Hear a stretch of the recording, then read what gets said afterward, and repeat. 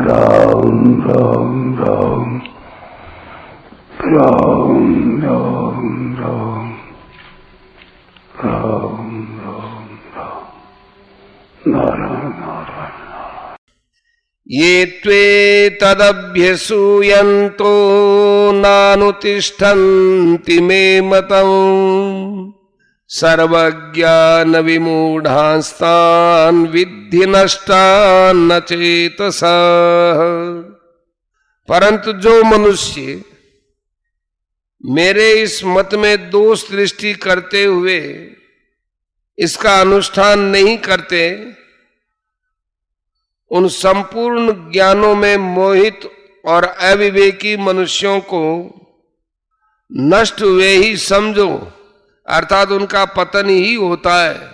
व्याख्या, ये त्वे तदभ्य सूयन्तो नानुतिष्ठन्ति मे मतम्। 30वें श्लोक में वर्णित सिद्धांत के अनुसार चलने वाले के लाभ का वर्णन 31वें श्लोक में करने के बाद इस सिद्धांत के अनुसार न चलने वालों की पृथकता करने हेतु यहाँ तू शब्द का प्रयोग हुआ है। जैसे संसार में सभी स्वार्थी मनुष्य चाहते हैं कि हमें ही सब पदार्थ मिले, हमें ही लाभ हो, ऐसे ही भगवान भी चाहते हैं कि समस्त कर्मों को मेरे ही अर्पण किया जाए, मुझे ही स्वामी माना जाए। इस प्रकार मानना भगवान पर दोषारोपण करना है। कामना के बिना संसार का कार्य कैसे चलेगा? ममता का सर्वथा त्याग तो हो ही नहीं सकता है। राग द्वेषादि विकारों से रहित होना असंभव है। इस प्रकार मानना भगवान के मत पर दोषारोपण करना है। भोग और संग्रह की इच्छा वाले जो मनुष्य शरीर आदि पदार्थों को अपने और अपने लिए मानते हैं और समस्त कर्म अपने लिए ही करते हैं, वे भगवान के मत के अनुसार नहीं चलते।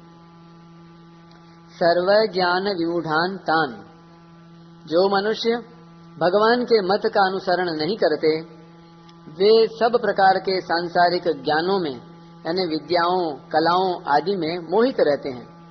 वे मोटर, हवाई जहाज, रेडियो, टेलीविजन आदि आविष्कारों में उनके कला कौशल को जानने में तथा नए नए आविष्कार करने में ही रचे पचे रहते हैं। जल पर तैरने, मकान आदि बनाने, चित्रकारी करने आदि शिल्प कलाओं में, मंत्र, तंत्र, यंत्र आदि की जानकारी प्राप्त करने में तथा उनके द्वारा विलक्षण विलक्षण चमत्कार दिखाने में, देश विदेश की भाषाओं, लिपियों, रीति रिवाजों, खान पान आदि की जानकारी प्राप्त करने में ही वे लगे रहते हैं। जो कुछ है वह यही है, ऐसा उनका निश्चय होता है। ऐसे लोगों को यहाँ संपूर्ण ज्ञानों में मोहित कहा गया है। अचेतसः, भगवान के मत का अनुसरण न करने वाले मनुष्यों में सत असत, सार असार, धर्म अधर्म, बंधन मोक्ष आदि पारमार्थिक बातों का भी ज्ञान यानी विवेक नहीं होता। उनमें चेतनता नहीं होती। वे पशु की तरह बेहोश रहते हैं। वे व्यर्थ व्यर्थ कर्म और व्यर्थ ज्ञान वाले विक्षिप्त चित्त मूढ़ पुरुष होते हैं। मोघाशा मोघ कर्माणु मोघ ज्ञाना विचेतसः विद्धि नष्टान, मनुष्य शरीर को पाकर भी जो भगवान के मत के अनुसार नहीं चलते, उन मनुष्यों को नष्ट हुए ही समझना चाहिए। तात्पर्य है कि वे मनुष्य जन्म मरण के चक्र में ही पड़े रहेंगे। मनुष्य जीवन में अंत काल तक मुक्ति की संभावना रहती है। अतः जो मनुष्य वर्तमान में भगवान के मत का अनुसरण नहीं करते, वे भी भविष्य में सत्संग आदि के प्रभाव से भगवान के मत का अनुसरण कर सकते हैं, जिससे उनकी मुक्ति हो सकती है।